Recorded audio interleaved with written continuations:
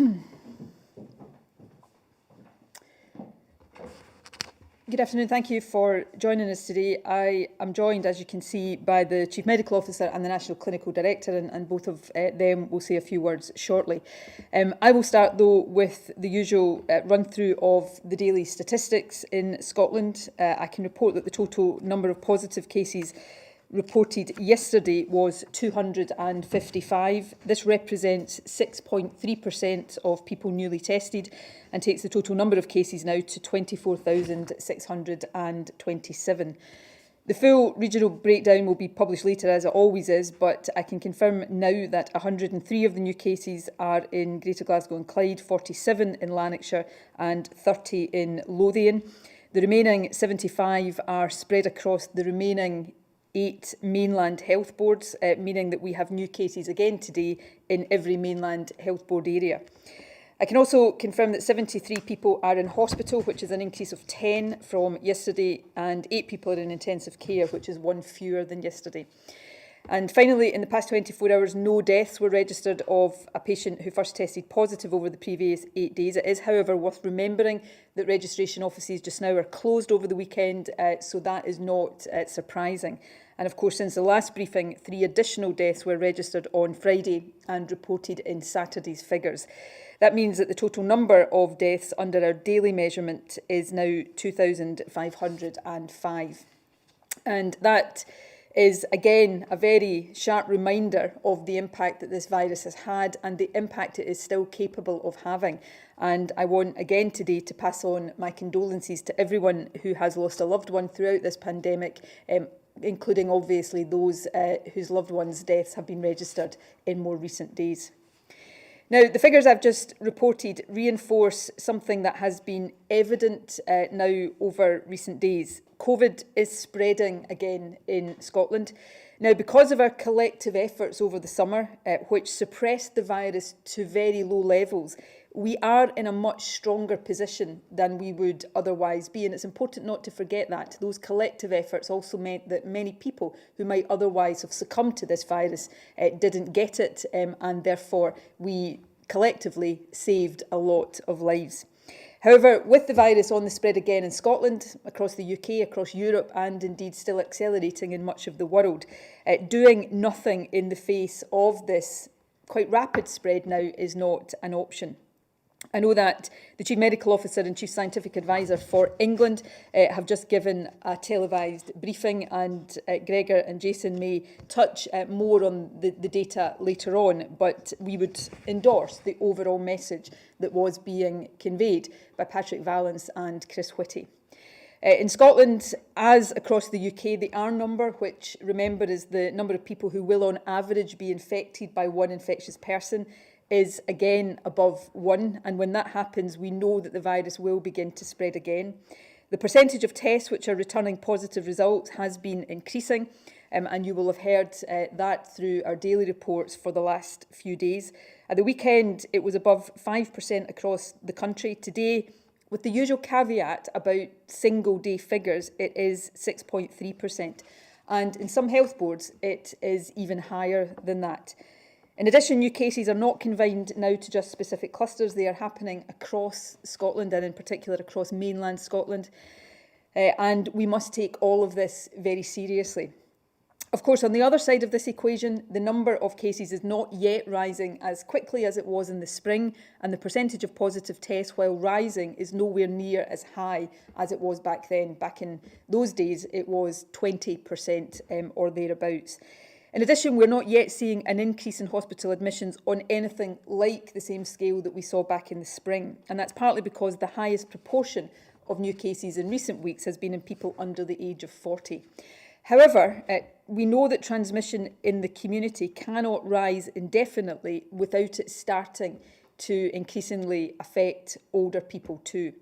And we are now seeing an increase in the number of people admitted to hospital and intensive care, albeit from a fairly low level. And if the number of new cases continues to rise, that rise will continue as well. And unfortunately, we will also see the number of people dying increasing too. In fact, in many ways, as I indicated on Friday, the position Scotland is now in is similar to the position that, for example, France might have been in around 4 weeks ago. And we don't want to reach the position that France is in now, with case levels more than 4 times higher than in Scotland, and with significant numbers of people now in hospital, intensive care, and with deaths rising. We have, of course, in the last couple of weeks already taken a significant step by reducing the maximum size of household gatherings to 6 people from 2 households. However, in my view, further and urgent action will now be needed to stop the increase in the number of cases. I and my advisers have spent the weekend immersed in discussion and analysis, looking at a variety of options and considering carefully the impact that we judge these would have. These discussions are continuing throughout today, but we are very close to a point of decision. And at the heart of this decision is a simple truth. The longer we wait to introduce new measures, the longer these measures are likely to be in place. If we move sharply now to get the virus back under control, we can minimise the time we all spend under any new restrictions. If we wait, it will take longer, potentially a lot longer, to come out of the other side. For that reason, as I indicated on Friday, we are preparing to introduce a package of additional measures with the intention of bringing the R number back below 1. Now, ideally, at least some of these decisions will be taken on a 4 nations basis across the UK. We all, of course, have our individual responsibilities, and we will perhaps take decisions that are not entirely identical. But given that the virus does not respect borders, alignment, if possible, does make sense. And of course, it is the UK government that holds the financial levers necessary to mitigate the economic impact of any measures. That's why I asked on Friday for an urgent COBRA meeting and repeated that call over the weekend. That call has been echoed in Wales and London. I'm therefore pleased that in a 4 Nations call with Michael Gove on Saturday, he confirmed that a COBRA will take place, although it is frustrating that we still don't have a precise time for that, and indeed don't even have confirmation yet of whether that will take place today or tomorrow. I am, however, talking directly to the Prime Minister immediately after this press conference, and hopefully we will have greater clarity from that discussion. In that call, I will impress upon the Prime Minister my view that we need decisive, urgent and, as far as possible, given our individual responsibilities, coordinated action across the UK. And I will be clear that I am willing to allow a bit more time for 4 Nations discussions to take place before reaching final decisions for Scotland. But I will be equally clear that the urgency of this situation means that we cannot, must not and will not wait too long.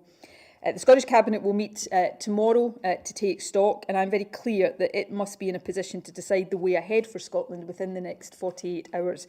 And I need to be absolutely straight with people across Scotland that additional restrictions will almost certainly be put in place in Scotland over the next couple of days.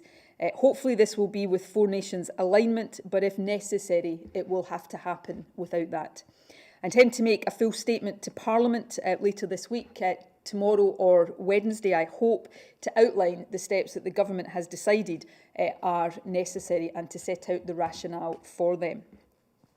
Whatever else we decide, one thing I want to confirm today is that our package of measures will include plans to better support people who are being advised to self-isolate.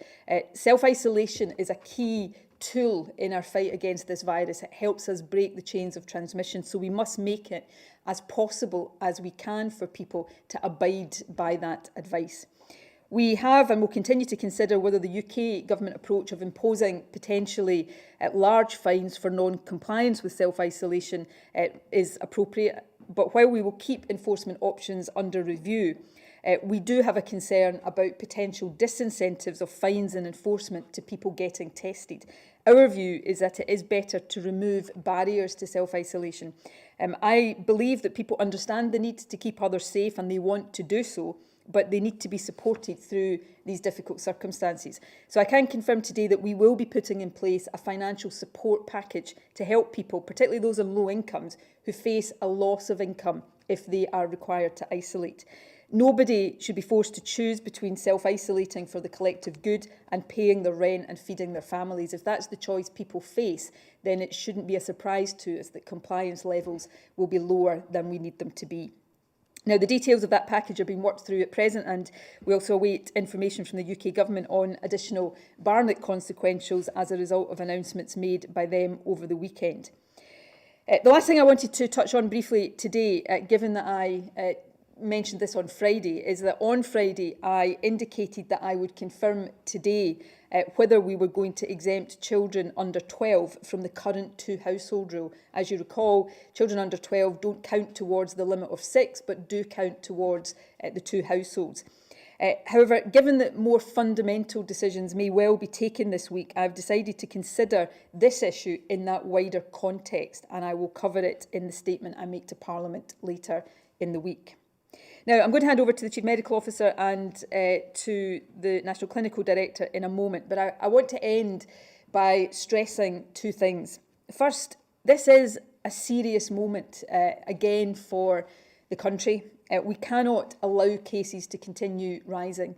Those who say that we should just allow this virus to do what it does, the so-called herd immunity argument, I don't agree with that. We know this virus can take life, particularly of older, vulnerable people, but we also know this virus can have serious health implications for younger, healthier people. It's not a virus we can be complacent about allowing people to get. So this is a moment for us to take action. But secondly, and it's a point I made earlier on, we must understand that we are in a different and better position than we were in March. Cases are not rising as fast. We have a better idea of the settings that pose the main risk of transmission, and Test and Protect, despite the volume of cases we've had recently, is managing well. And because of this, and despite the temptations for shorthand, we shouldn't frame the decisions we face this week in the language of lockdown or not lockdown. Implementing further measures now is very much, I hope, about controlling this virus while avoiding the need for another full-scale lockdown of the type that we had to impose in March.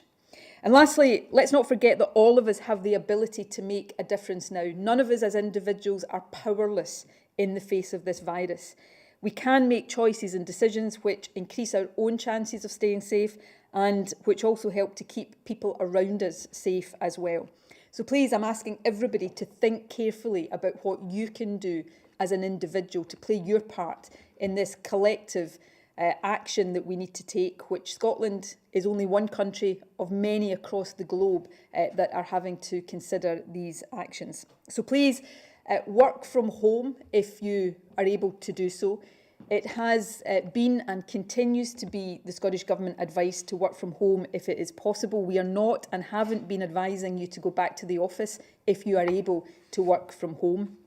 Secondly, download the Protect Scotland app. That seems like a small thing to do, but it is a really powerful thing to do because it helps us widen the net of people that can be contacted and advised to self-isolate if they have been exposed to this virus. More than 1 million people have downloaded it already. It can make a difference at those levels, but it will make a bigger difference if more of us do it. Thirdly, limit your travel and social interactions as much as you reasonably can. The current rules and gatherings, 6 people from 2 households, see that as a maximum.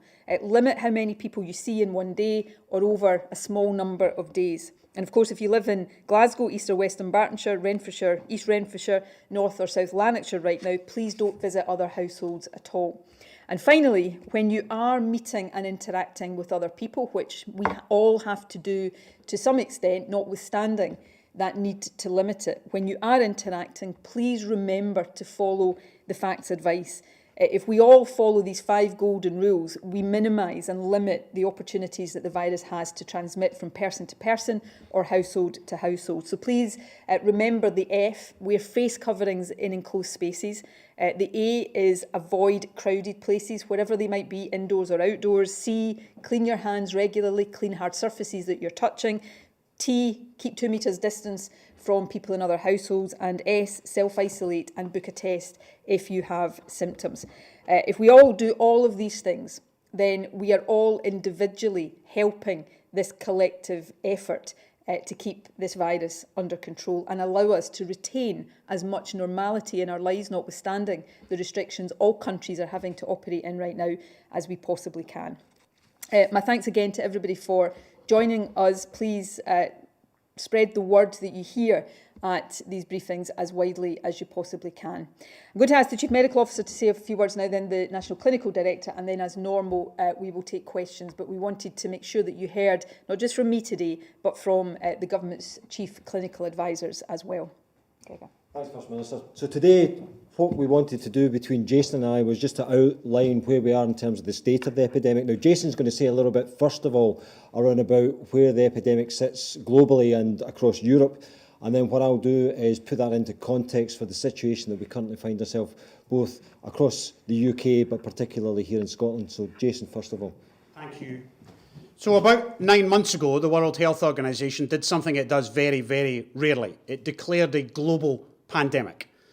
Not something it does lightly. A pandemic is when a disease spreads across a wide geographical area, including globally.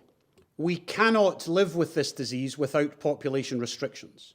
Science will eventually allow us to live with this disease in an endemic way, like we live with colds and flus and other infectious diseases. We are unfortunately not in that place yet, here or anywhere in the world.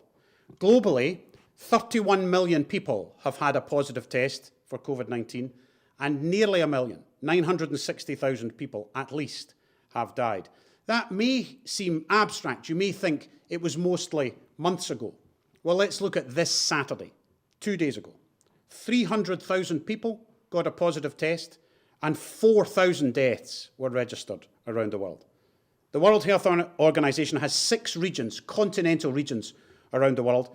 Only in one of those regions are viral positives falling, and Europe is not that region.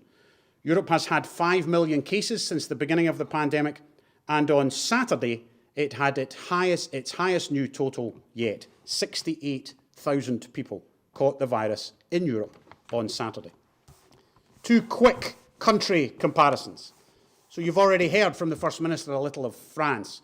On Saturday in France, 13,000 people got a positive test, their highest so far, even from April and May. And 154 deaths were registered, their highest total since May the 18th.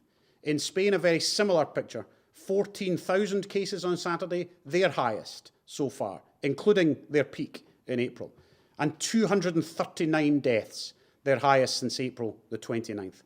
You don't have to look very far for countries struggling with the same impossible choices that we are now trying to advise the First Minister and the Cabinet about. New restrictions in the last 2 weeks in Ireland, in Italy, in Denmark, in Portugal, just to name a few. Gregor. Thanks, Jason. So we're now seeing the number of infections increasing in all of the 4 UK nations, and the pattern of transmission is changing too, from localised hotspots of infection to a more generalised epidemic. At the end of last week, across Scotland, there were 24 local authorities where the number of cases are rising.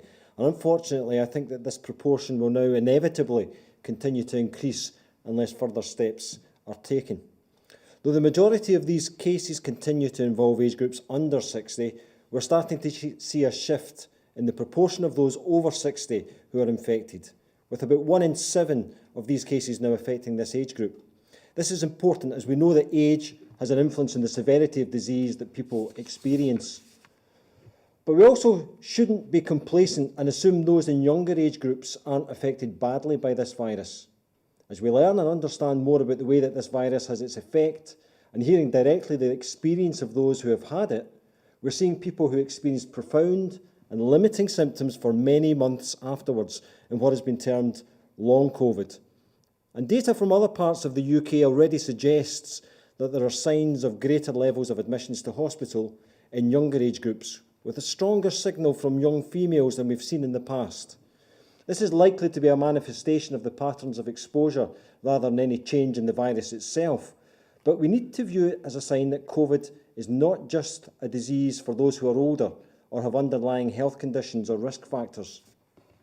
The latest consensus statement from SAGE, produced at the end of last week, is that R is now very likely to be above 1, and in Scotland is likely to be between 0.9 and 1.4. However, it's also likely to increase further given the very recent rise in case numbers that we've seen. We must remember that R is a lagging indicator and is derived from the number of cases in recent weeks, not what is happening immediately at this moment in time. Now, thanks to the hard work of people across Scotland and all of you during spring and summer, we were able to drive down the prevalence of COVID-19 to very low levels.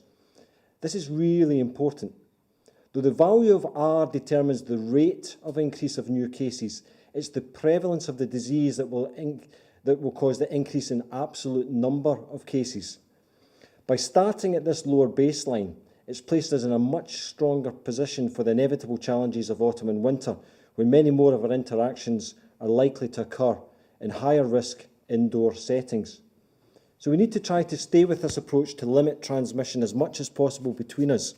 If we don't, I believe that cases will continue to rise and it will affect across all the age groups again. We're fortunate that at this stage we haven't seen a significant rise in ICU admissions or deaths, but the cycle of this disease means that these tend to be late features, often occurring after 2 to 3 weeks after people contract the disease. So we may yet see this happening, even from the cases we have just now, but we can all still act to prevent more in the future. So I ask you, please, to continue sticking to the guidance, staying with facts to reduce the spread of this virus to others around us and limiting its ability to cause harm again, as we saw in the spring. Thank you to both Gregor and Jason. We'll move now to questions. First today is from Katie Hunter at the BBC. Good afternoon, everyone. First Minister, given the discussions you've had with your advisors this weekend, can you give people a clearer idea of the restrictions you're looking at most closely and potentially how long they'd last? And also the speculation around Nat5 exams at the weekend. Are you able to provide parents with any clarity about if indeed they will be cancelled? I'll be relatively brief. I've taken a view, I've tried to put this into practice over the past 6 months of making announcements when we've taken decisions to give maximum clarity and sense of direction to people. And while I regularly speculate and talk a bit more discursively here, I try not to speculate about decisions that might be a day or 2 days away.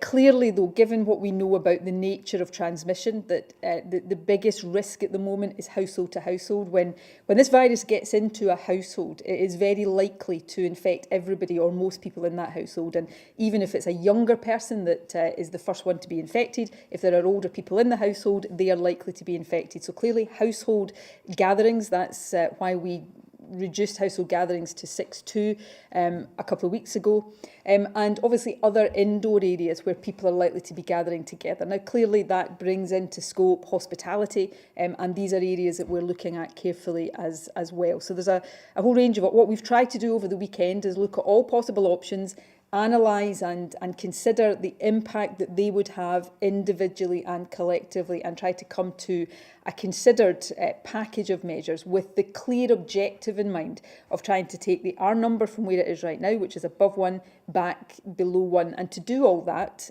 we hope, keeping schools open, because we have prioritised since the middle of the summer the importance of having young people back in education. Which brings me on to the second part of your question.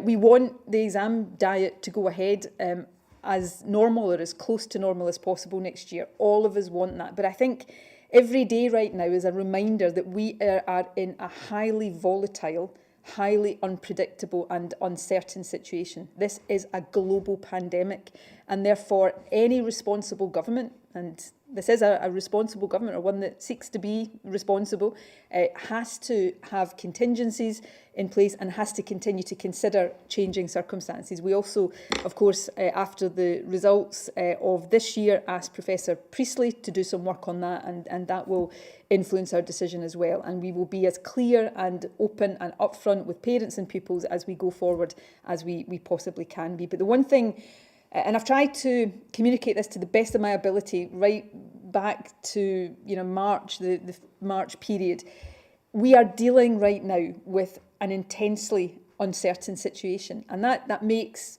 the judgments and the communications of people like me that much more difficult. But part of my responsibility is to communicate the uncertainty as well as the few certainties that we face right now.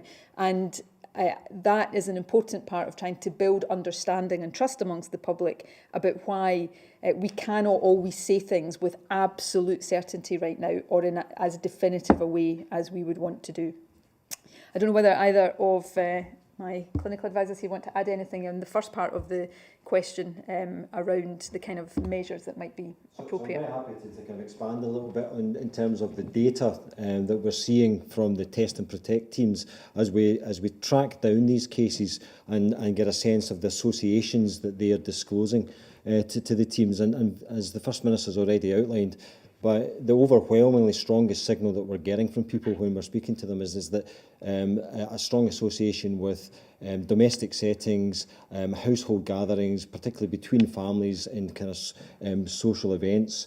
But we're also getting signals from other areas of the system as well, and a gradually increasing signal from some elements of hospitality in some of the areas where we're seeing a rise in cases, also work-related cases, and of course travel-related cases as well. And those might be travel within Scotland or travel from other parts of the UK or even international. But all these are the kind of areas where we're starting to see that association coming through in the data that's coming from these conversations. Thank you. Peter McMahon from ITV Border. Thank you, First Minister. In your statement, you said you want to pursue this four nations approach, and you said alignment, if possible, makes sense. So does that mean come an announcement either tomorrow or Wednesday, the rules or the guidance on households and hospitality in particular will be the same north and south of the border? Not necessarily, because we will come to our own decisions as we have done throughout this. But even if we're coming to different decisions in terms of the detail of those decisions, I think understanding each other's positions and therefore being able to explain why there are some differences is really important. So, you know, I think if we can get to a position where there is commonality of rules across the UK, that would be good. But, you know, I don't want to labour this point, but I don't even know yet whether there is definitely going to be a COBRA discussion today or tomorrow. I hope there is. And if there is, I don't know what the different views of the four nations will be. So it's really important that I take the decisions, tough decisions. I don't relish having to take any of these decisions at all, but I've got to take the decisions that I think are necessary. I've got to take them timiously and not wait too long, because there is an urgency here given what we know about the spread of this virus. And if we can have four nations alignment along the way, that would be my preference. So these are the things I'm trying to juggle right now, but I'm in control of Scottish Government decision making. I'm not in control of UK Government decision making, so I can encourage and cajole and try to facilitate that kind of four nations alignment, but I cannot unilaterally force it. But I hope the discussion I have with the Prime Minister, which will take place shortly after this briefing today, will help to bring greater clarity and at least a greater understanding of each other's positions, even if we end up taking slightly different decisions. Ross Govins from STV. Thank you very much, First Minister. We've heard some pretty stark warnings this morning. You've also made it clear that additional measures are on their way. Are we at a stage at the moment where really COVID-19 is again beginning to run out of control? And 6 months as we approach the lockdown anniversary, what lessons have we learned as we go into the next 6 months and the pressures that may be faced in the NHS and especially the care sector? Well, we are in a moment right now when COVID is accelerating in Scotland again. It hasn't stopped accelerating globally. We drove it to very low levels over the summer in Scotland, and that was important. If we were going into this period with a legacy level of COVID much higher after the summer than the one we did, we'd be in a much, much worse position. But we see the R number above 1, we see the positivity rate of tests above 5%, and you will have heard me over the past few weeks talk about the importance of that 5% threshold. So this is a moment where we are concerned and must act in a way that is commensurate with the scale of the challenge. But we have learned a lot over these past 6 months, and that's one of the difficult things here just now, I suppose, when I'm trying to communicate to the public more widely, is trying not to give a sense that the last 6 months have all been in vain, because they have absolutely not been. Firstly, because of what I've just said. If we hadn't suppressed it to the low levels we did over the summer, the position we are in right now would already be overwhelming us. So we gave ourselves a low base to go into this winter period as we came out of lockdown, knowing that we would likely see cases transmit again. So that's the first thing.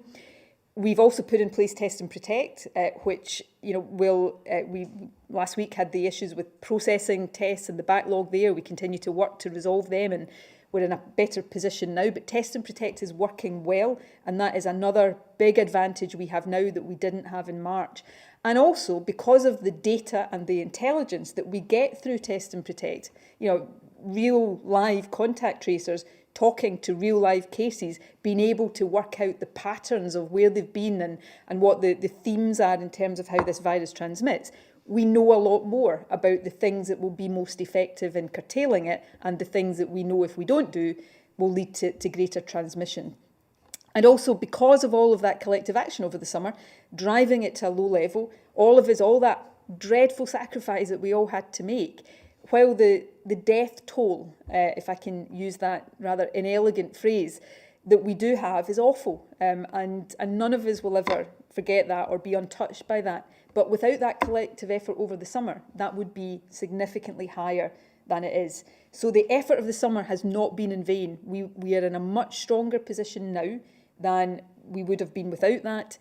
But none of it was a magic wand that made the virus go away. So as we face winter, as we face an acceleration of cases again, we must act to try to keep that under control. And there is not a country in the world that is not having to grapple with these things right now.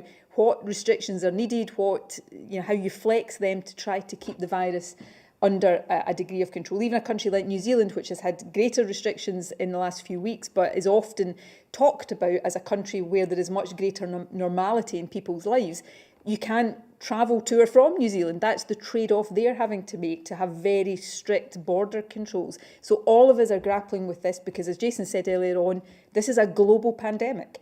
And that brings with it real implications for what we all have to do and may continue to have to do to a greater or lesser extent until science gets the solutions to this, such as a vaccine that will help us longer term.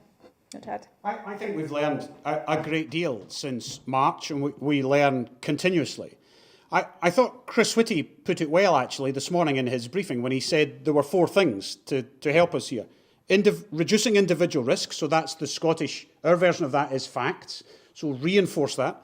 Self-isolate if you have symptoms and you're a contact, that's our Test and Protect system. And you've heard the First Minister respond to whether that needs some more active financial support. Break links in workplaces and break links in social environments.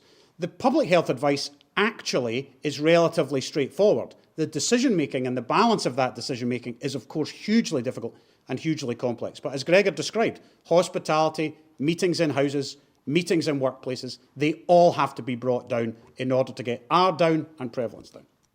Phil McDonald from Global. Thanks, First Minister. I was wondering what you make of the voluntary lockdown that's going on at St Andrews University just now, particularly that we now know that 7 cases have been confirmed there with 4 people testing positive after going to a house party.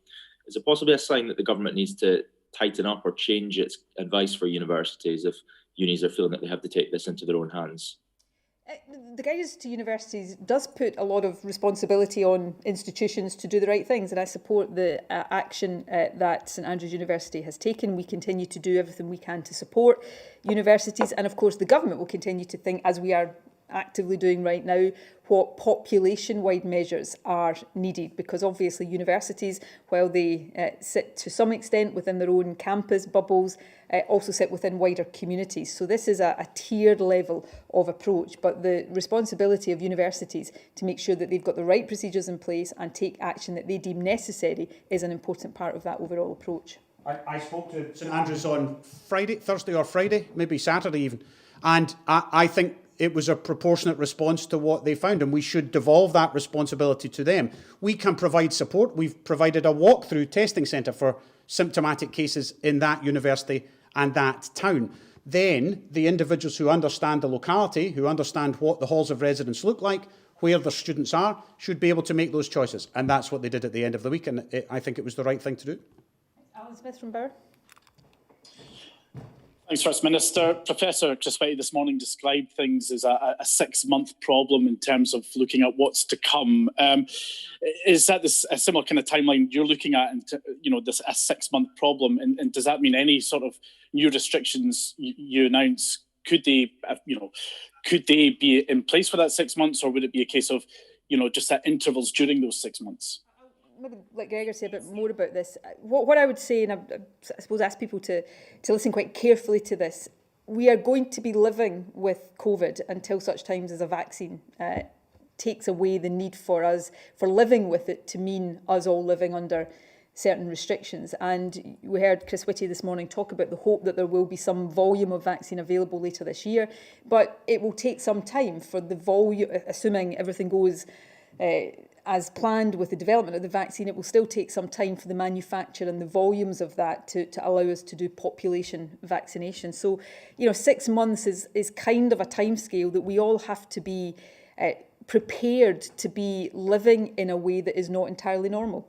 Now, what that doesn't mean is that any restrictions we bring in this week will be in place for a solid 6 month period. It may be that we have periods where we have to have greater restrictions, then ease them a bit and have other restrictions later on. So the 6 month period is the length of time that we are all likely to have to be living with some restrictions, but it is not necessarily going to be the same restrictions with the same severity for the duration of that period.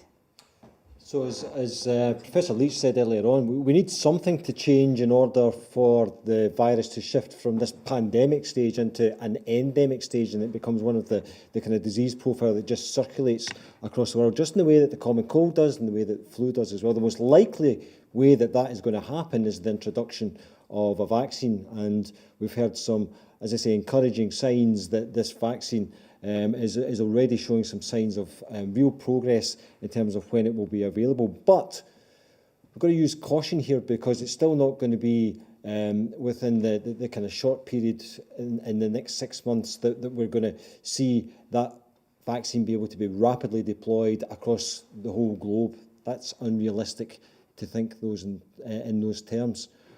What we're likely to see over these next months during autumn and winter, as people start to congregate more indoors, is that the routes of transmission we have for this virus become much more open. So people are much more likely to be in positions where they could easily spread that virus. And so we need to make sure that over that time period, we're introducing a range of mitigations appropriate for the type of disease activity that we're seeing at that point in time, to try to control any spread that might occur during that period. Tom Eden from PA. Thank you, First Minister. Good afternoon, everyone. I was just going to ask about, you touched on it with Ross, the problems last week with the backlog in testing capacity and demand. You said last week that one of the key issues was that you hadn't heard from the UK government what the issues were and how you could help, or the Scottish government could help to tackle these problems. You spoke to Michael Gove over the weekend. Did this come up, and how is the situation now, and what is being done to improve the situation? There have been discussions with UK government over the period of the last week, both at ministerial and official level. The Michael Gove discussion on Saturday was much more focused on the current situation with the spread of the virus and what might be done in that respect. He was also updating the other three nations on the plans the UK government had around enforcement and support for people self-isolating. But as I reported last week, I spoke to Matt Hancock myself early last week. The Health Secretary's had discussions with him in the later part of the week. There's also been a number of discussions between our officials. The issue we have faced, and you've heard me talk about this before, over the last couple of weeks hasn't been the same issue that I think has been faced in parts of England, where it's just been impossible for people to get tests. Our access to testing has been, generally speaking, good, although, as I say, that doesn't mean nobody will have had a difficulty, but overall we've not faced that problem. It has been a problem of laboratory capacity within the Lighthouse labs, and that then leading to longer turnaround times. Now, over the past few days, that has improved. When I stood here last week, and for the couple of days after that, we were looking at backlogs that went back several days. That is not as acute and a problem right now. Those longer backlogs have reduced significantly. We've seen turnaround times in the last few days improve as well. But we're not complacent about this. We continue to look very carefully at this data to make sure that we're getting tests back as quickly as possible, because that has an impact then. You know, what happens if somebody goes to a regional testing centre, they get tested, the sample goes to one of the Lighthouse laboratories in the main in Scotland, that will be Glasgow. Then when that test result comes back, it is fed, it goes through sort of digital channels, but it comes into Scotland's Test and Protect case management system. And that's the point at which the contact tracer picks up the phone to the person who's tested positive. So clearly, if there is a delay between the test sample going to the laboratory and it coming into the contact management system, that's a delay when we should be contact tracing. So it's improving, it has improved, but we continue to look carefully at it so that we are all engaged on making sure that we're resolving these issues. The kind of things we've been looking at to try to relieve some of that pressure I spoke about again last week. In the main, that is about how right now, our care home testing goes through the Lighthouse laboratory system. We are looking right now at whether we can move that into NHS labs to free up extra capacity within the Lighthouse network. Tom Martin from the Daily Express. Hi, good afternoon. Thank you, First Minister. Couple of things. If I could just pick up on the point you were talking about, not necessarily things being in place for a whole block of 6 months. So you're talking about perhaps stop-start measures, these sort of periods of circuit breakers, as it were. And if I may, either for Professor Leitch or the Chief Medical Officer, obviously from the Downing Street briefing with the Chief Medical Officer there, we heard figures of 59,000 cases per day by next month across the UK. I just wondered do we have any figures for Scotland at all? I'll hand over to Gregor and or Jason in a second. In terms of the first part of your question, I suppose what we're trying to do here, and we've been trying to do this all along, is have restrictions in place that have the minimal possible impact on people's life while having the necessary impact on controlling the virus. And at different times, that balance will require to be different. We required in March for that to be a very strict full-scale lockdown because of the way and the speed at which the virus was spreading then. As we suppressed the virus, we were able to gradually lift that to give people more freedom, but as we do that, the virus gets the chance to spread a bit more, and as we go into winter, that adds other ways in which the virus can spread. So we're having to look now at more restrictions, I hope not of the level that we had back in March, but more restrictions. So it's a case of, as we go through this, at different periods, a different balance will be required. These are not easy judgments to reach, but we don't want people to be living under restrictions that are either too heavy or go on for too long if that is not necessary. But equally, we don't want to be underacting, and we don't want to be not putting in place restrictions that have the sufficient impact to bring the R number back down and stop it spreading. So these are the kind of balanced judgments that we're trying to arrive at just now with a package of measures that we would set out later this week. I don't know, Gregor, Jason, which one of you wants to? So I prefer not to speculate on exact numbers as to how many cases we're likely to see over the next weeks, but what we can talk about is some of the principles here. So what we are seeing with the data that we have just now is an estimated doubling time for new infections when you adjust for the volume of testing that we're doing as well, of somewhere between 7 and 9 days for those cases to roughly double.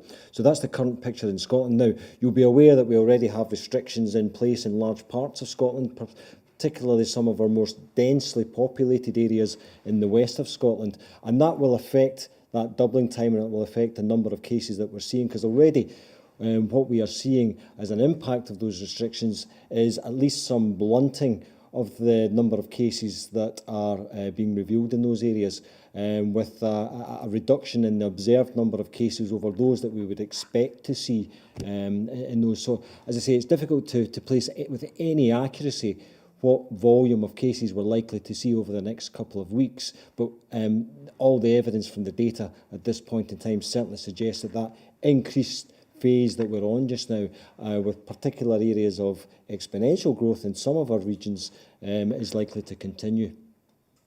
Christine Lavelle from The Sun. Thank you, First Minister. Your advisor, Devi Streeter, has said today that 2-week kind of circuit breaker restrictions are pointless because cases will simply rise again every time that they're lifted. I just wondered what your response to that would be, given what you've said today about timescales and the possibility of stop-start restrictions. Also, just if I may, there's a screen grab of a document circulating online today, which appears to show a list of options the Scottish Government's currently looking at. Can you confirm if this is genuine and if these are the types of restrictions that are under consideration? I've heard about the screen grab. I'm not going to comment on leaked documents, whether they're genuine or not. What I would say is that any responsible government right now will be looking at a whole range of different options. I know the Scottish Government is, and I've indicated today what the nature of some of those would be, but we haven't reached final decisions yet. So anybody that's looking at any documents and drawing a conclusion that these are definitely going to happen is wrong, because we haven't made those decisions. But yes, we are looking at a wide range of options, and any government that isn't doing that right now wouldn't be doing its job properly. I've not seen, I've read an article that Davy Schroeder has, I think, in The Guardian this morning, but I'm not sure if that comment comes from it. So I haven't seen the comment you quote to me and don't know what the context is. What I do know is that Davy's quotes that are usually put to me usually have quite a degree of sophisticated context around them, a bit more so than sometimes appears from the out of context quotes that are put to me. So I would prefer to look at that in context. I spoke to Davy myself a couple of days ago, so I know her views on things. But one of the things I think I saw her tweet this at the end of last week is that all countries have a degree of restrictions. What we're trying to do right now is work out how we give people as much normality in their lives as possible while keeping the virus under control. And you need a menu of things, and you need different approaches at different times. And I would agree with that. And I suspect one of the things she might have been saying, which I also agree with, is that there's no single magic wand solution to this. You can just do something for 2 weeks and the virus goes away. It's not that simple. It may be that short-term measures have a place for a particular reason at a particular time, but we will have to have some interventions in place for quite some time in order to keep it under control until we get to some of those more fundamental scientific conclusions that we want to see. Want to say any more about that? Well, the public health principle here is not that you let everything go and then shut everything down again, just like the First Minister said. The public health principle here is that you might, at some points in your prevalence, in your R number, in your demographic, in your holiday period, you might say, okay, so now for a period, an incubation period and a half, you might say harder restrictions now, and that may buy you some time to get to the end to where the science is. Or you might just need restrictions across the whole country for a prolonged period. The difficulty is deciding which and when. Daniel Sanderson from The Telegraph. Thanks very much, First Minister. When you announced an end to or pause to shielding on the 1st of August, I think we'd seen 376 cases over the whole of July. Now, obviously, we're not far off seeing that figure in a single day. So I know it's something you would do very reluctantly, but I just wondered if you could let us know how close you are to bringing back shielding. And also, just more generally, do you now regret opening up the economy as much as you did over the summer? For example, I know it obviously would have proved controversial, but do you now regret going along, or largely going along, with the UK government plan on air bridges, for example? Thank you. No, I wouldn't characterise it that way. These decisions are not straightforward. Much of what people, with the greatest respect, like you were criticising me for over the summer, was not going as fast as the UK government in coming out of lockdown. And I think we were right to do things at a very cautious and considered pace, because that allowed us to take the virus to very low levels that give us the best chance of keeping it under control as we go into a more challenging period. But, we can't simply keep the economy locked down forever, because that does its own harm. That puts people's jobs on the line, that puts people's livelihoods and their ability to pay the bills on the line, and that has its own impact on health and well-being. So much as it would make the lives of people like me much easier to just focus on one element of this, that's a luxury we don't have. That's why at a very early stage we talked in the terms of the four harms, that we have to balance all of these decisions trying to minimise the overall harm that is done, and none of these decisions are straightforward. But we always knew that as we came out of lockdown, we would give the virus a chance to spread, which is why the public health advice is so important, and why as we go into winter, these things become more difficult. But every country across the world is grappling with these same decisions, and that will be the case for quite some time to come. Shielding, my apologies, Jason. Part of what we're trying to do right now is find a way of controlling this virus while allowing kids to be at school and the more vulnerable members of our population not having to go into the very restrictive form of isolation that shielding represented. So I want us, if possible, to avoid reintroducing the shielding advice. And that may mean all of us taking a bit more of the burden of keeping this virus under control. There is a school of thought out there, it's kind of the herd immunity school of thought, that says we just, protect the older, more vulnerable, you can isolate them, and everybody else just goes about their normal business, gets the virus, and nobody has to worry about it. I just don't buy that for a whole range of practical and ethical reasons. You can't just isolate a whole section of the population indefinitely. Practically, you can't do that. We live integrated lives. People live in houses with older people and younger people. But ethically, we can't just effectively put a whole section of our population over in a corner and forget about their quality of life and their well-being. So it's not practical or ethical from that point of view. And secondly, it's based on, in my view, this complete fallacy that for younger, healthier people, this virus is nothing to worry about. For a lot of people, that may be true, but none of us know whether that's going to be us or not. And there are a lot of young, healthy people who've had this virus who are 3, 4, 5, 6 months on, still dealing with the health implications of it. And there have been younger people who have ended up in intensive care and sadly died. This is a nasty virus. And right now, it is not, in my view, for somebody like me in a leadership position, to just say isolate one section of the population and let everybody else get it for a whole range of ways, that is not a responsible thing to do. So I'm afraid, however difficult it is, we are all in this together, and we're all going to have to shoulder some of the burden of keeping this virus under control for the collective good of all of us. And that is tough for all of us, but unfortunately it's going to be necessary. And I hope we can do it in that way without having to advise people to shield again. That said, of course, we will always consider the shielding advice from the perspective of how we keep people as safe as we possibly can. Do either of you want to add anything on shielding? Conor Matchett from the Scotsman. Thank you, First Minister. Just going back to the discussions you've had with the UK government over the last few days, I'm wondering, are you frustrated at the speed that they're moving, given your repeated calls for a COBRA meeting and no date yet set? And do you think they're moving fast enough to appropriately respond to the accelerating pandemic? Well, let me just speak for myself. I believe we're in a situation now where we have to act quickly, urgently and decisively. Now, given an extra day to allow Four Nations discussions, that may be okay. Allowing a delay of several days, in my view, is not a luxury we have right now. And that's why I set things out the way I did. I would like us to have space for Four Nations discussions to decide where we can align, or if there are areas where we want to do different things, to have an understanding of each other's position. That is perfectly acceptable and would be desirable. But if the price of that is waiting several days while this virus is spreading more quickly, that's not a price I am willing to pay. So that's the point I'll be impressing upon the Prime Minister later today.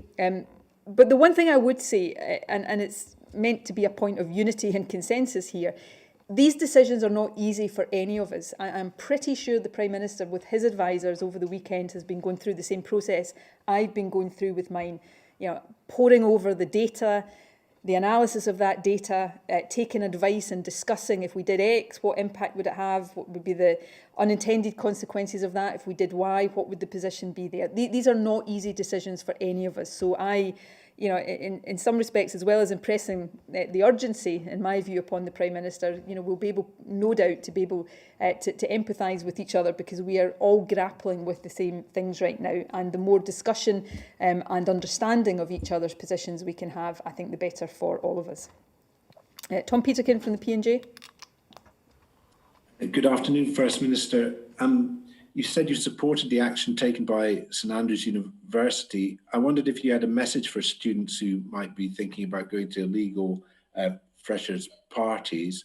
And also, Dr. Smith, you mentioned that the virus was having an impact on young females. I wondered if you could perhaps explain why you think that is.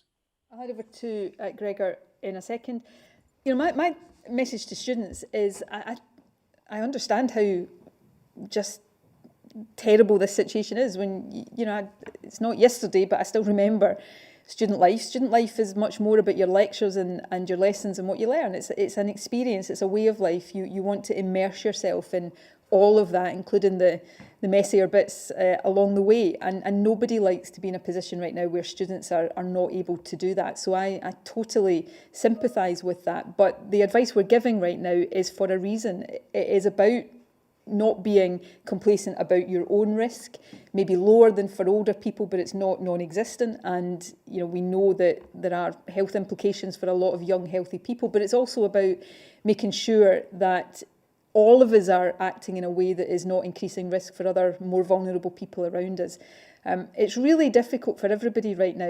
I read something online last night from an expert elsewhere in the world. I can't remember their name, but it's I think I tweeted a link to it. It's worth reading. She was writing about this moment 6 months into this for all of us, including people like us.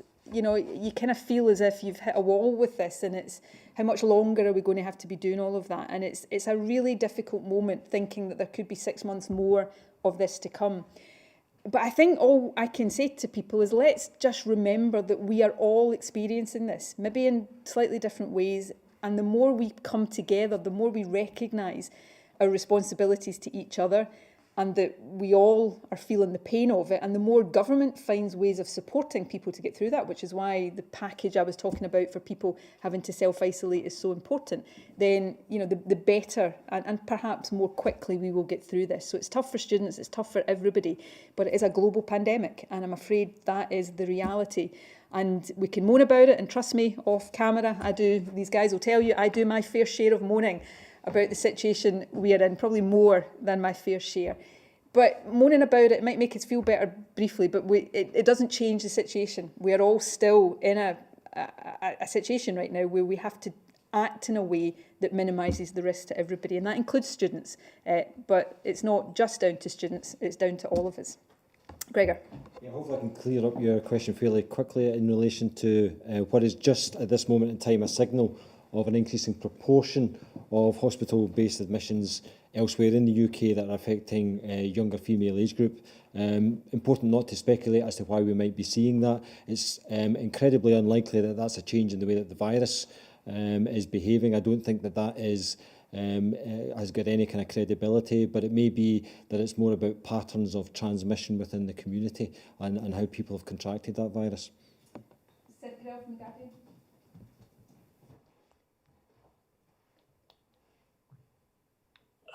Sorry. Hello, First Minister. Thank you. Just two process questions or points. It's been confirmed that the Prime Minister has called a COBRA meeting for first thing tomorrow morning.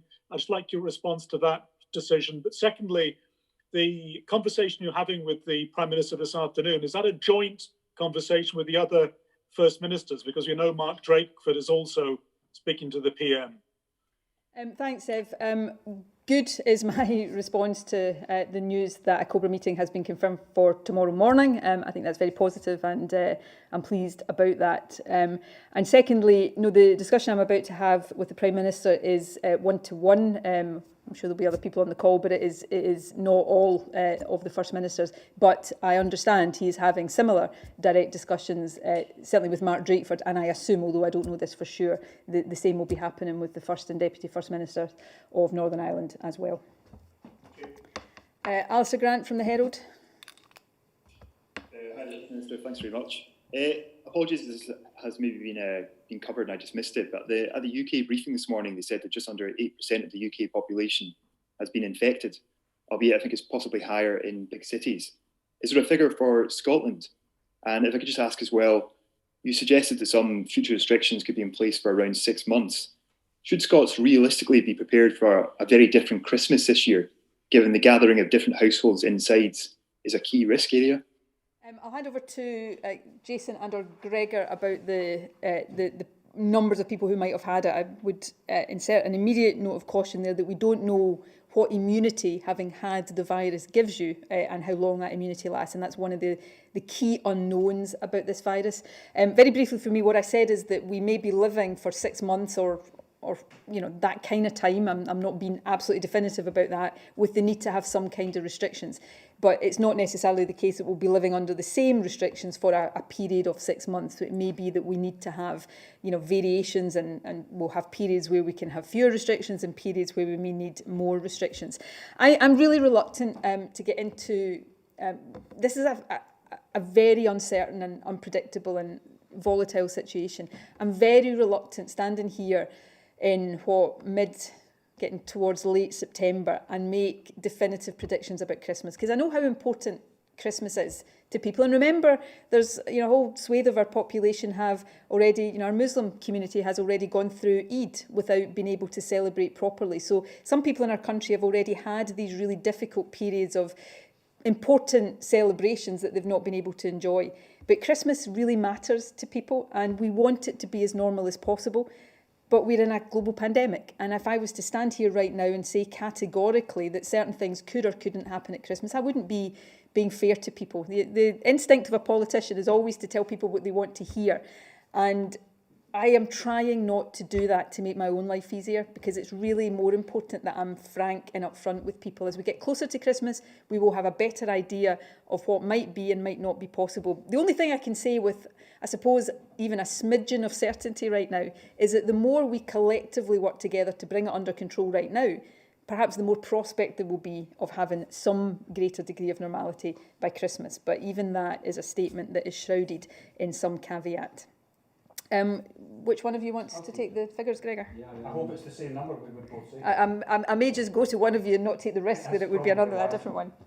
So as you know, Public Health Scotland have been charting the seroprevalence of antibodies for COVID-19 for some time now, and that has largely stayed stable, albeit with fluctuating confidence intervals round about it, at or around the 5% mark for some time now. And this is a feature that we're seeing, particularly as we understand more about the immune basis or the immune response basis for COVID-19, is that particularly some of those people who may have had either milder types of infection or had asymptomatic infection in some form, perhaps don't preserve those antibodies in their blood for just as long as so they would be undetectable. That doesn't mean to say that they're not immune. We don't know anything about people's immunity in the longer term for this at all, but this is about the presence of antibodies in the blood which are measured by these results.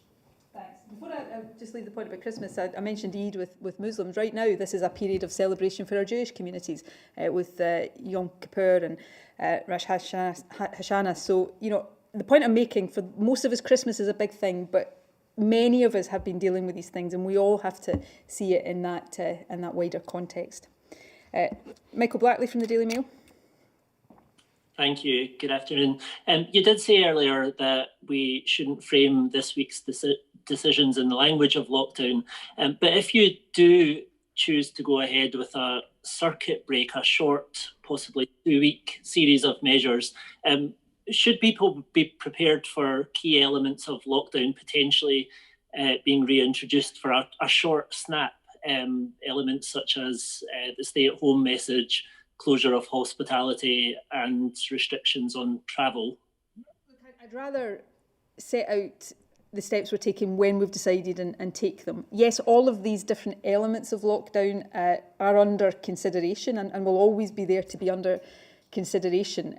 But partly what we're trying to do right now is take steps early and decisively to get the virus back under control, so we can avoid the kind of really strict extended lockdown that we had beginning back in March. So there's a whole range of options that we are considering around that, but it's probably better that I set them out when we've taken the decisions rather than get too much further into speculation about what they might be. Kieran Andrews from The Times. Thank you very much, First Minister. Related to that point, are we looking at essentially this kind of, I suppose, going through tighter lockdowns and then easing restrictions on and off, essentially until we've found a vaccine? Is that something people should be prepared to, for their lives to open up and close down again in various ways? And on that point, I'm not quite sure, apologies if I've not quite understood the CMO. You seem to suggest, I think, that the timescale for a vaccine could be longer than 6 months. If so, could it be clarified where the 6 month timescale that we've been talking about today is coming from? Why 6 months for the next phase of restrictions? I'll hand over to Gregor. Nobody can be definitive about this. I mean, often we end up talking about time periods that to some extent are uncertain. We're, I suppose, trying to give people as much of a degree of forward visibility as we can within an uncertain situation. And of course, 6 months takes us beyond the winter period as well, where we know there are particular challenges in terms of transmission of the virus. And Gregor can talk more about the vaccine, but discovering a vaccine that works is one thing. Manufacturing it in big enough quantities to vaccinate everybody and all of the logistics of that is a different thing completely. So, you know, hopefully the scientists will do their bit of that quickly, but then it takes time to get enough vaccine that can vaccinate enough people to have the desired effect, and that's what takes longer. On the point about are we going to be living with degrees of restriction, until we get something that scientifically deals with this virus, then the likelihood is yes, we are going to be, you know, I remember standing here, I think as far back as April, saying we are going to have to learn to live with this virus. We are going to have, that will mean that life will not be completely normal for some time, and that remains the case. Our challenge is to allow life to be as normal as possible, hopefully more normal than it was back in March when lockdown was imposed, but have sufficient restrictions in place that stop the virus running rampant, because we know the damage that that then does. Gregor. At this point in time, I don't think anyone can be definitive about timescales for a vaccine, because those vaccines that we're particularly looking at in the UK are still going through all their tests of effectiveness and safety. And as I've said on many occasions, there are some very encouraging signs in terms of the progress that we're making with those vaccines. But the point I was making is that over the next 6 months, we're in a period where there is likely to be a much higher risk of transmission, and we can't look to a vaccine as being the way out of the situation that we find ourselves in. And it is possible that we might start to see signs of that vaccine beginning to come through even within that spell. But I suspect, given the huge logistics that are involved in the scale of the immunisation programme that would be necessary, it would not be wise of us to put all our hope that a vaccine is going to see us through these winter months. And last question today is Charles Fletcher from Caledonia Media. Thank you, First Minister. Very good afternoon. You're asking us all to ensure that we get your message out from these briefings. I wonder, what would you say now to people watching and listening who will be getting more and more anxious with developments today? I understand people's anxiety. This is an anxious time we're all living through. It's having an impact on people's mental well-being. It's having an impact on, you know, almost every aspect of our lives. And, you know, we've gone through a period where we felt as if it was coming to low levels. It was, and that was good. We're now going into a winter period where it's much more challenging again. That makes everybody feel more anxious. I'm not immune from this myself. But we will get through this. We need to systematically get through this in a way that we know much more about. We don't know everything about it, but we know much more about the virus than we did in March. We have much more data and intelligence about the risks of transmission. So in a sense, we're in a better position. We also have Test and Protect. We have many more tools in our toolbox today than we did back in March. And that should give people a degree of confidence, and also the knowledge that if everybody does all of the things that we're advising, then we help to break this virus's journey from person to person and household to household. We are not powerless against this virus. I know it sometimes feels as if we are, but we're not. If every single one of us acts in the way that is summed up in facts and follows all of the advice on household gatherings, then we can slow it down. And why do we know that? Because we've done it before. We did it over the summer, so we can do it again, but it involves all of us playing our full part. Can I add anything final? Only hope, if that's what you seek at the end of the briefing, that has been in the main fairly stark. The mainstream science says that there is hope. It's not yet, but it is coming. Already we have treatments for those who are seriously ill from this disease, which is helping with mortality, not with everybody. We still only have population measures to prevent it, and science will get us to better treatment and to vaccine. The virus is staying stable enough that the mainstream scientists think they can get us a vaccine, as Gregor's just illustrated. So there is hope, but we have to hold our nerve. And it won't last forever, which is, I think, something we all have to remember. This will pass. And humanity, this is tough for all of us. Humanity has faced much, much worse in the past without all of the things that help make this a little bit easier for us. You know, back in, I don't like war analogies around this. It's very, very different. But, you know, back in the days of the Second World War, which I obviously don't remember and many people don't, but some do, you know, families were separated for a long, long time, several Christmases, not just one. People didn't have Zoom and FaceTime and the ways of keeping in touch, even with physical separation. So this is not easy, but humanity is resilient and we'll get through this, and it won't last forever if we all keep doing the right things for ourselves and remembering that our behaviour impacts on everybody else. It's cliched, it's trite, but it's true.